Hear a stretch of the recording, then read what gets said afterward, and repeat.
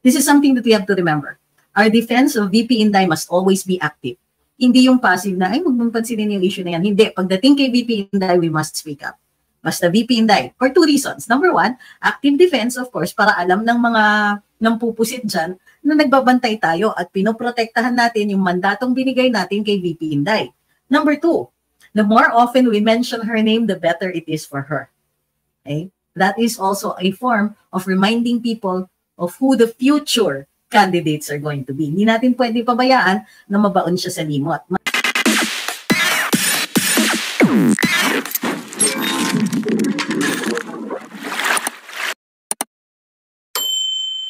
What is my take on Philip Salvador? Sabi ni Mariel Pahar. Okay, ganito yon. I believe in party politics. And I believe that if we're going to support a party, we support everybody in that party. Kasi baka may makalusot na kalaban. That being said, I think that Philip Salvador is a weak candidate. Weak in mind, I mean intellect, sorry, and weak in following. I mean, kailan ba yung last na pelikula niya? Normally, as a matter of strategy, may mga political parties talaga na nagsasama ng artista o kaya nagsasama ng super yaman na negosyante. These are strategic. Alam niyo na kung bakit. Panghatak ng boto, panghatak ng pondo. But, in this case, in the case of Philip Salvador, I see no advantage for the party na nandyan siya. At ang dinig ko ay mayroong isang kandidato din na nagpasok sa kanya dahil works niya. I think that this is the worst kind of nepotism ba ang tawag doon? Na ipapasok mo kaibigan mo sa senatorial lineup and for what? Para maubos ang pera ng PDP. PDP cannot afford a whole lot of candidates. So they should be supporting strong candidates that have, the intellectual backing for that. Bakit intellect? Kasi makikipagbardagulan ka. You will be arguing. You will be telling the people, vote for me because ganito. Because I know better. Itong kabilang kandidato sabi ganito. Tapos pwede natin pagtawanan. Diba? So for me, he's a weak candidate and does not deserve the endorsement of the PDP. Hanggang ngayon, ang topic natin ay Kongreso pa rin kasi hindi naman din po sila tumitigil. So, ano nangyari ngayon? Supposedly ngayon po ang plenaryo kung saan i-decide finally ng plenary o ng buong body ng Kongreso ang budget ng Office of the Vice President. Pero in spite of repeated reminders by the Vice President na hindi na po siya dadalo at hindi na po siya mag-i-explain, she leaves her budget up into the hands, leaves it in the hands, the capable hands of the plenary of Congress. Bahala na daw sila doon. She will not defend it. She will not promote it. She will not do anything yet about it. She just leaves it into the capable hands of Congress. After all, they do have the final say in this. On the other hand, ang Kongreso ay may insistence pa rin na naririnig naman ako, di ba? May insistence pa rin ang Kongreso na kailangan dumalo ang bise. Bakit kaya? Diba? Alright, so nag-intay daw. Ito yung hanash. Right? Ayon sa mga kongresista natin, nagreklamo. Lalong-lalo na si Congressman, sino ba yun? Sa Makabayan Block. Kabataan Party List? Pangalan nun. Sorry po.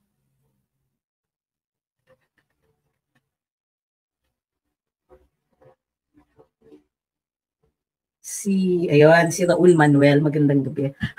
So si Congressman Raul Manuel ay nagreklamo dahil daw pinag-intay sila ng 17 hours ng Office of the Vice President at ayon sa kanya ni Ho, wala daw pasabi ang Vice Presidente. Samantalang may mga medyo maldita na nagsasabi na habang nag-iintay ang ating magigiting na mga kongresista ay nasa beach ang ating Vice Presidente sa Bicol, nag-i-enjoy daw. So medyo may malisyoso at maldita yung pagkasabi ng mga yon.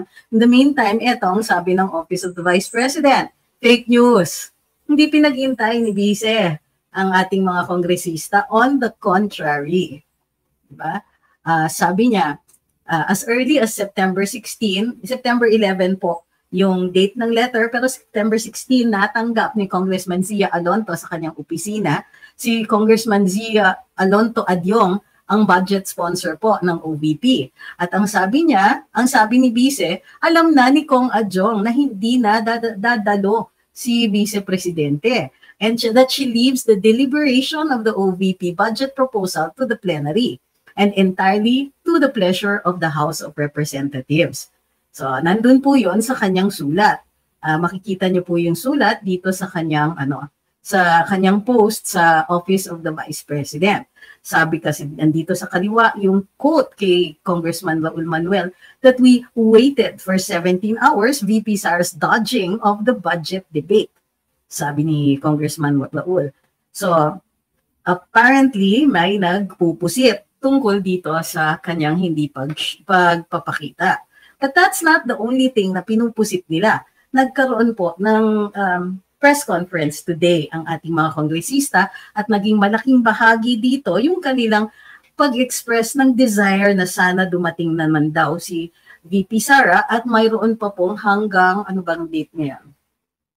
Meron pa daw sila today and yun na nga, and then up to tomorrow until the final deliberation of the budget.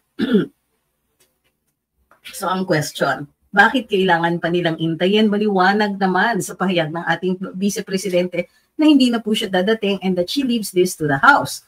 Ang tanong, bakit nag-i-insist ang mga kongresista na kailangan dumalo ang Vice Presidente? Let's have a look dun sa sinabi ng mga kongresista natin sa kanilang press conference. Ang sabi ni Congressman Konggun, mayroon daw constitutional obligation, ay constitutional responsibility ang Vice Presidente na dumalo sa budget hearing. Totoo ba to? Well, wala po tayong nakikita sa ating saligang batas na kailangan may personal presence ang head of agency sa mga budget deliberations. Bukod pa doon, ang sinasabi nila, there's a responsibility to defend the budget. So what is the simple meaning of defend? It means to resist an attack. And does the Congress or do congressmen or legislators have the obligation to attack the budget? Hindi. Another definition of defense would be to justify the budget. However, the justification has already been contained in the documents presented by the Vice President. So ano-ano yung mga ito? Mostly yung mga projects of the OVP include yung mga pagbibigay ng tulong through the satellite offices. Wala naman pong iba dahil hindi na po siya kalihim ng edukasyon. And so, very simple lang. Sabi ni Vice Presidente, simple lang at maliit lang ang OVP. Kukunti lang naman ang mga empleyado nito and they've kept their operations small. Kung kaya't kayang-kaya nilang i-ride out kung wala po silang budget, kung i-defund sila o i-zero ang kanyang budget. Pero nag-i-insist during the press conference na kailangan magpakita si VP Inday at ito daw ay obligasyon. Unfortunately for the congressmen, kung sila po ay nag-a-assert ng isang obligasyon, kailangan sabihin nila kung saan nanggagaling yung obligasyon na yon. Kung ito ay obligasyon sa ilalim ng batas, madali naman pong ikot kung anong batas yon. Kung ito ay obligasyon sa ilalim ng saligang batas, all the more it would be easier for them to find. However, hindi po nila ginagawa yon. Instead, sinasabi nila na kailangan i-defend niya yung budget. But the Vice President has said, hindi niya i-defend. You can do whatever you please. Mayroon pa ngang instance kung saan si Congressman J.J. Suarez ay nagsasabing, paano yun kung walang sweldo ang inyong mga empleyado? Sabi ni Vice, kahit noon pa, ready sila. How they're going to do that, hindi naman niya sinabi, but the point being here is that no matter what happens, the OVP is ready. However, during the press conference, si representative ng Ako Bicol, si Kong Jill, I forgot his last name, ang sabi niya ganito, well, if she's not interested in defending the budget at andun siya sa beach, baka hindi na daw siya interesado sa duties and obligations as Vice President. In which case, they can ask her daw to step down. Excuse me, Congressman ng Ako Bicol, wala po kayong K, magsabi niyan. Hindi nanggaling ang mandato ni VP sa inyo. Nanggaling yan sa mga tao na bumoto sa kanya.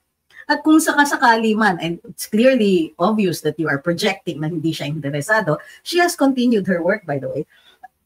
But if you think that she is not interested, wala pa rin sa inyo, mga kongresista magsabi niyan. Maliban lang, of course, kung ito ay pumapasok sa impeachable offense at kung may grounds.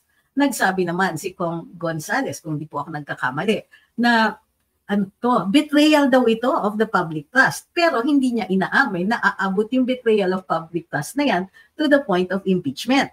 lahat ng mga kongresista at the press conference ayaw aminin na mayroon silang iniisip na impeachment. However, the fact that they brought it up at hindi sila mga taga-Makabayan bloc, it seems that they are trying to use this either as a threat or as a foreshadowing of what is to come.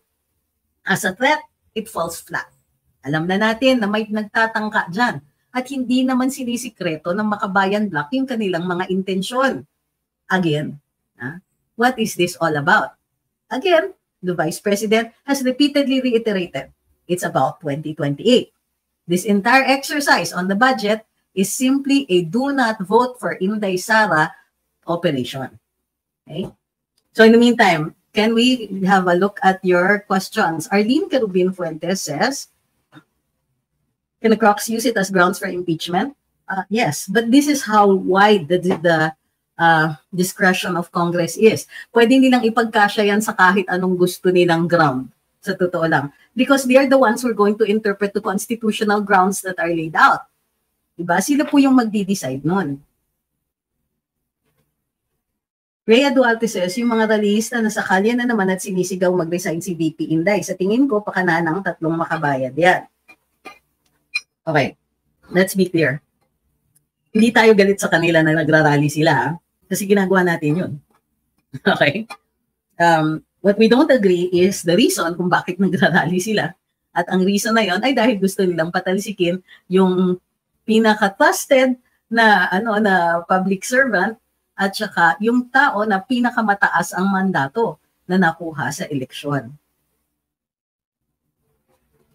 Sabi ni Grocery, ginagawa lang ata nila ito para matakpan nila yung issue tuloy. Okay, this matakpan thing.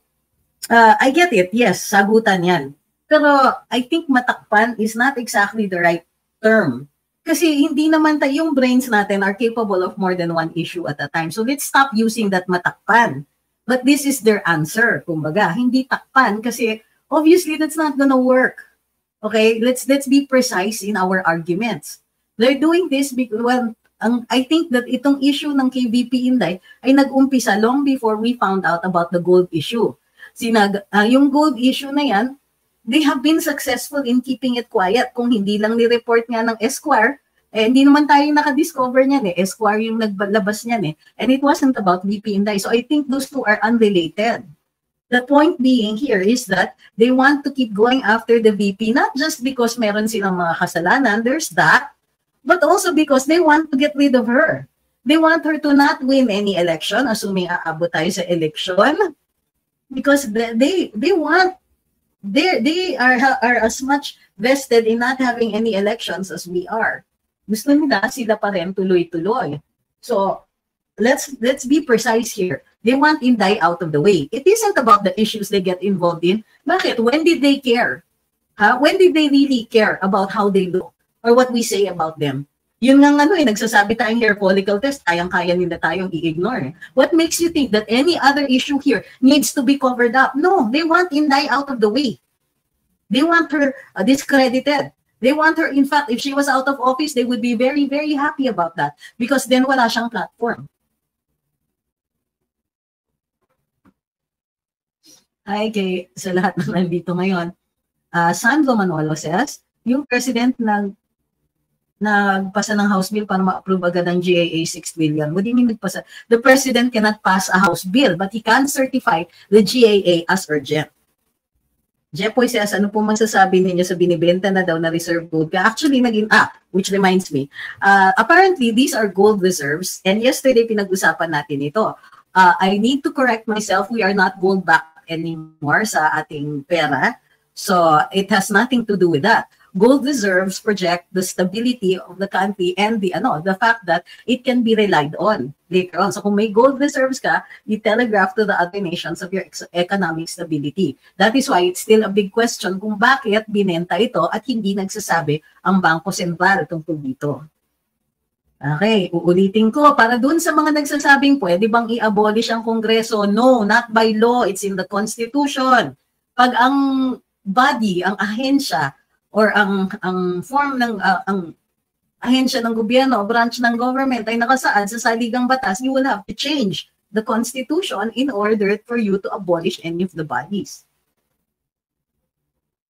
So wag na kayong mag-ambisyon kasi changing the constitution now, kung kailan nakaupo yung sinatamba, yung mga hindi exactly malinis, kumbaga, ang dugo from illicit substances, ipagkakatiwala niyo ba na baguhin ang saligang batas? Kahit sabihin niyo pa sa akin na, yes, it's warranted, I agree.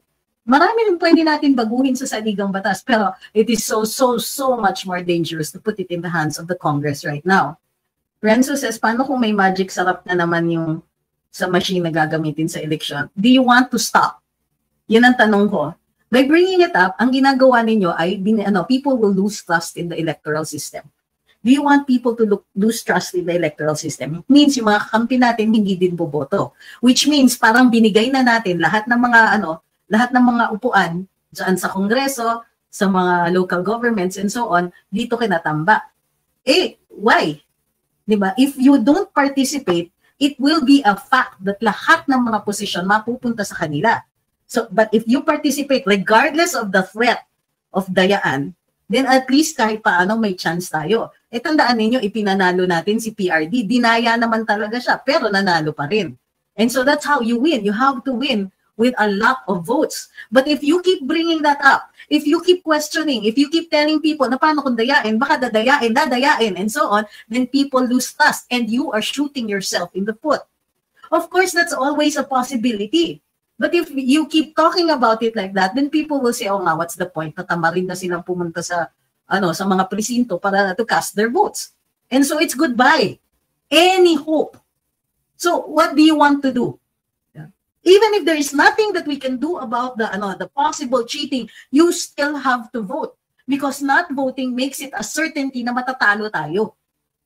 Bakit nyo pinapansin si Risa? Ito na naman. Cel Flores says, ano masasabi mo tungkol sa pagpunit ni Risa sa kay Risa ka ba? Are you pro Risa? Are you one of her minions? Kasi sa totoo lang, pwede natin i-ignore. Bakit natin papansinin? Good or bad publicity is publicity for her. Gusto niya binabanggit ang pangalan niya kahit balahuraan. Bakit niyo gusto? Bakit niyo tinatanong? Bakit niyo pinapalaganap? Bakit niyo siya pinapansin? The best that we can do is deadmahin lahat ng mga gimmick niya. And that's what it was.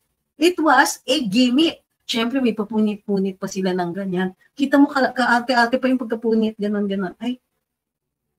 Because she knew people were watching. No? O bakit tayo pwede ba wag tayong patola sa mga ganyan? Deadma. Well, ang ginagawa naman ng iba, they're taking her picture tapos tinatapak-tapakan. Pero kung sa akin yan, you want to deprive her of any publicity. Publicity is like air to these politicians. As long as they're talked about, well, lalo-lalo na siya. Kasi tignan mo, yung mga kanyang in aid of legislation at chuchu, it doesn't make her more popular, but it does make her talked about. And mag-i-eleksyon na. So, practice the art of deadma. Dan Cueva says, may nagsabi na yung ginagawa ni VP isang paglalabag sa tiwala ng mamamayan. Please expound more. Bakit ako ang pinag-i-expound ninyo? Hindi ko sinasabi yan. That is not my stand. So why aren't the people who are saying that being asked to expound on it more? And it's expound with the P. So why? Bakit natin pag-uusapan yung gusto nilang pag-usapan? Bakit natin yan? Naniniwala ba kayo? Nawalan ba kayo ng tiwala because the VP doesn't defend her budget? She's placed it in the hands of Congress. What she is avoiding is she's taking herself out of the equation para hindi nila gamitin na sangkalan siya para sa kanilang agenda, para sa kanilang pro-insurgency agenda. So, nung una, it was about the confidential funds. Confidential funds all throughout. Ngayon, wala na nga ang confidential funds. Gusto pa rin nilang kalkalin. Ngayon, sasabihin nyo naman, nawawala ng tiwala na may mamamayan. Sabihan mo nga ako, sino sa mga bumoto kay VP Inday ang nawala ng tiwala dahil inaatake siya ng Kongreso? It isn't about not defending it. It's because yung mga kongresista ay umaatake. So, bakit ako yung mag-e-expound dun sa teorya ng isang poll? Sabi ni Mana Dane, kahit anong gawin ni Tamba, real talk lang. Most trusted person si VP Sara at always siya number 1 sa surveys. Maliban ng kung di totoo. Hindi totoo yung survey. Katie says, bakit hindi po sila kumuha ng OVP budget sponsor na friendly kay OVP like Marcoleta? Hindi po ang VP ang namimili. In fact, the executive doesn't choose the sponsor. It is Congress that does that. Sabi ni Jennifer, ang titigas ng ulo nila. Ano pa ba ipaliwanag ni VP Inday? Ibinigay na ni VP sa mga kamay nila kung ibibigay ba nila o hindi ang kanilang budget.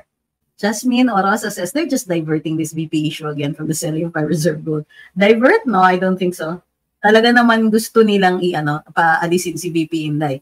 Bonus na lang po kung nadadivert tayo. Pero hindi naman tayo nadadivert. Sabi ni Fernando, totoo yun, gusto nila lumuhod si VP at magmakaawa and then they'll still say no.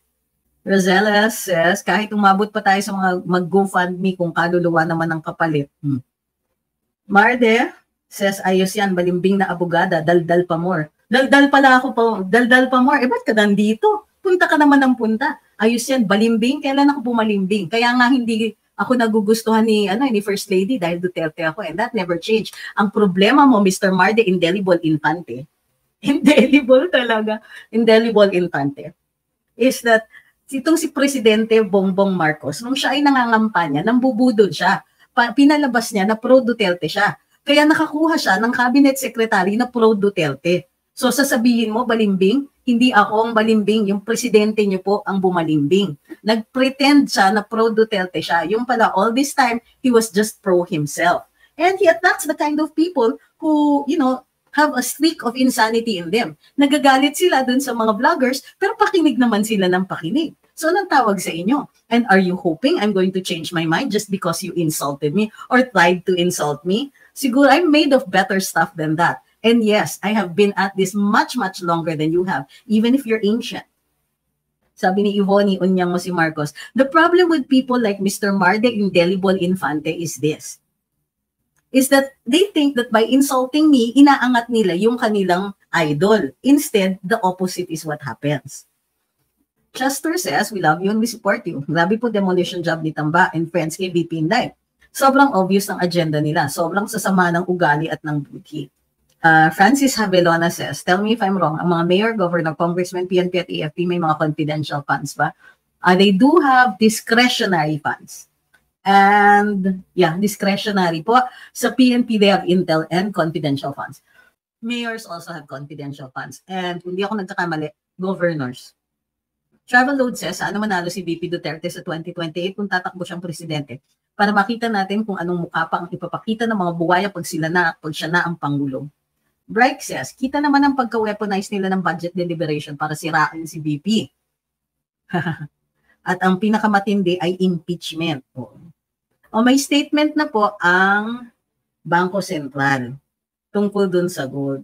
Sabi ng Bangko Sentral, the BSP sold gold during the first half of the year as part of its active management strategy of the country's gold reserves, which form part of the country's gross international reserves.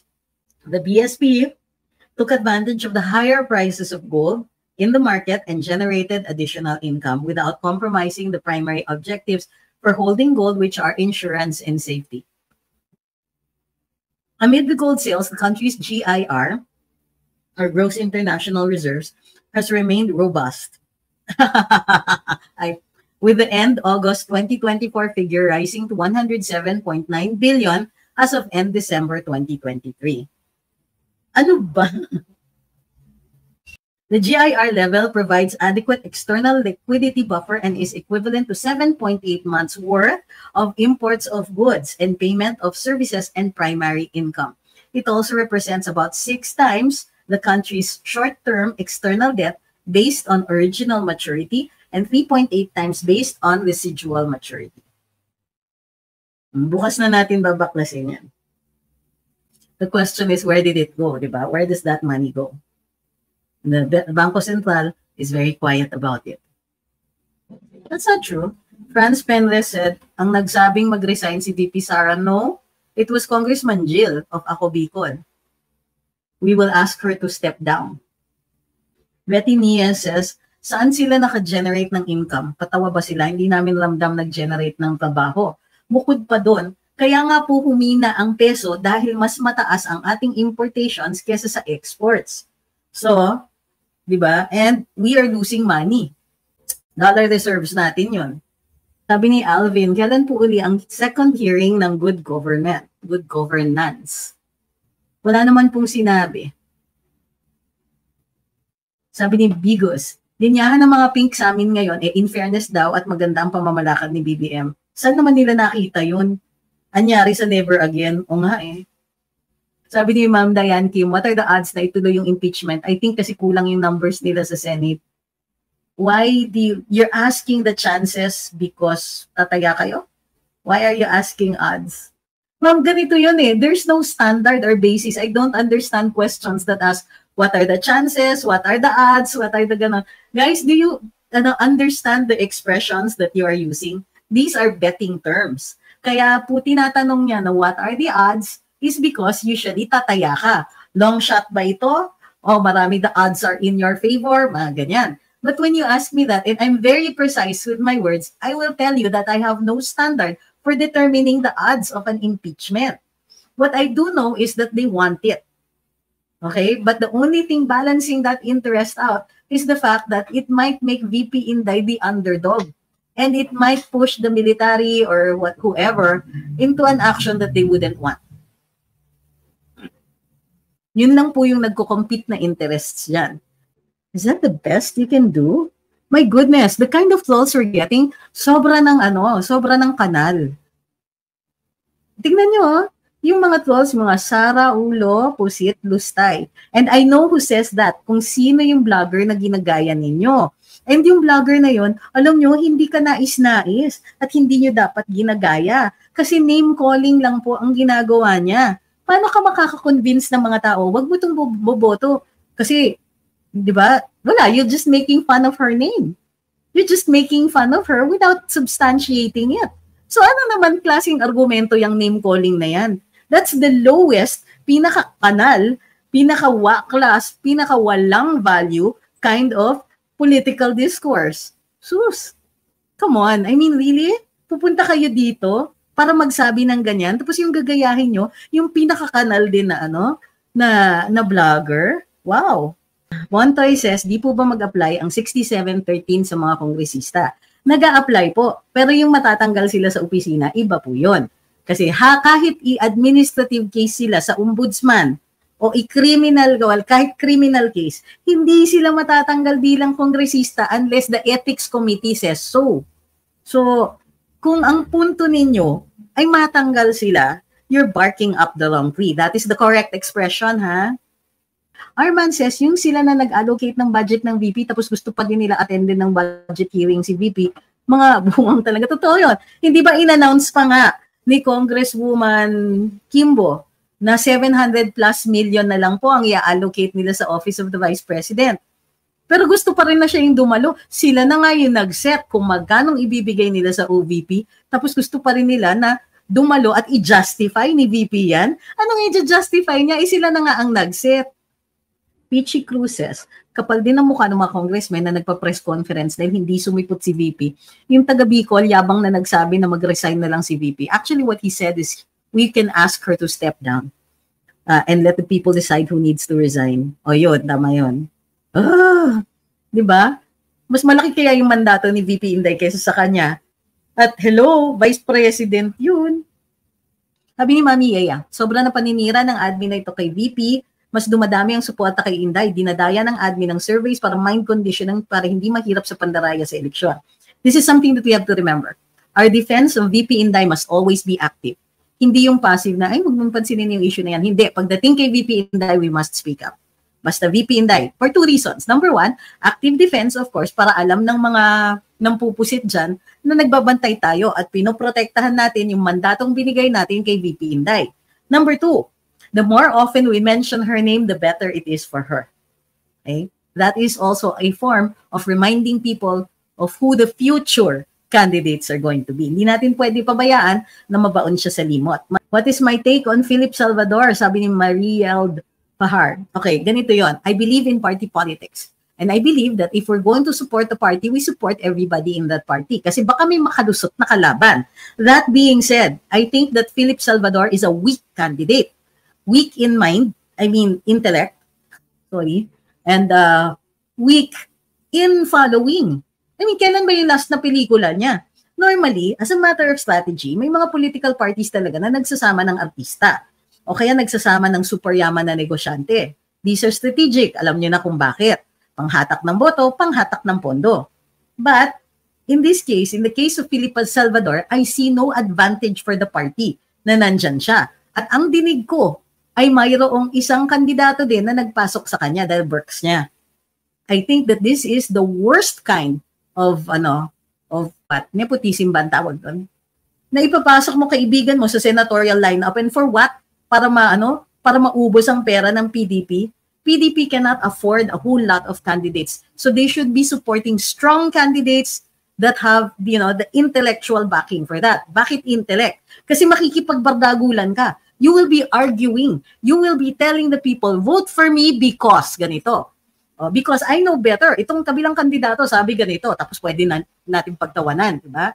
So for me, he's a weak candidate and does not deserve the endorsement of the PDP.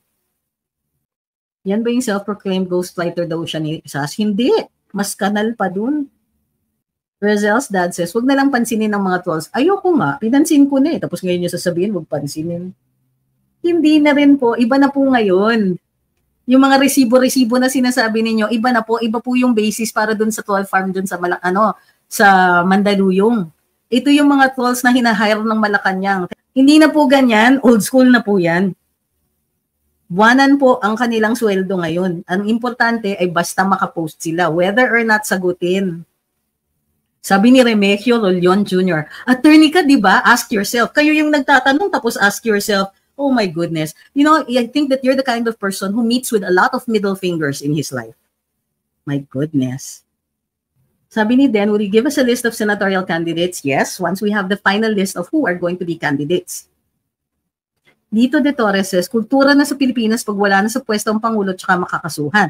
Kasi BBM, after 2028, asahan nyo, tatambak ang kaso. Daming anomalya ng mga kaalyado. Yun na nga, that's why ayaw nilang bumaba.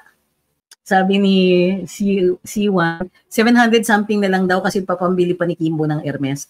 Actually, the congressmen also are angry kasi binunyag. The VP Inday blew the lid on their tongpats in Congress. Sabi ni Gallows God, so Jill has finally articulated what the HORs have really been trying to do. The idiot. Sabi ni Diane, the only way to know if the dayain yung election is for PRD to run because it's impossible for him to lose. Rafi says, by now for sure, nasa crosshairs na ni na KLC and other social media personalities, sina JJ Suarez at yung mga stooges na kasama niya sa press conference nila. Looking forward to seeing their SOCMED accounts going private after the skeletons in their closets are exposed. Na-expose na nga yung mga relo ng mga yan, di ba? Sabi ni Alan, weak nga si Robin pero nag-top siya sa boto. Did you hear what I said? Weak dun sa paghatak ng boto. Robin was never weak sa paghatak ng boto. When Robin ran, he was still at the top of his game. Gumagawa pa siya ng pelikula at may fans pa siya. So, yeah, sorry, big diff. Ang laki naman ng difference, number one. Number two, si Robin may capability kahit paano intindihin yung procedure sa Senado. I am not very sure about Philip Salvador. So what? Are you defending him? Is that what you're saying? Are you saying kaya ni Ipe? Sabi ni Kenneth, ang tingin ng mga pink o basta ibang panig na corner na daw ang Duterte. Naniwala ka naman, wala na daw silang career. Unang-una, PRD is retired. Napipilitan lang siya magsalita para sa bayan.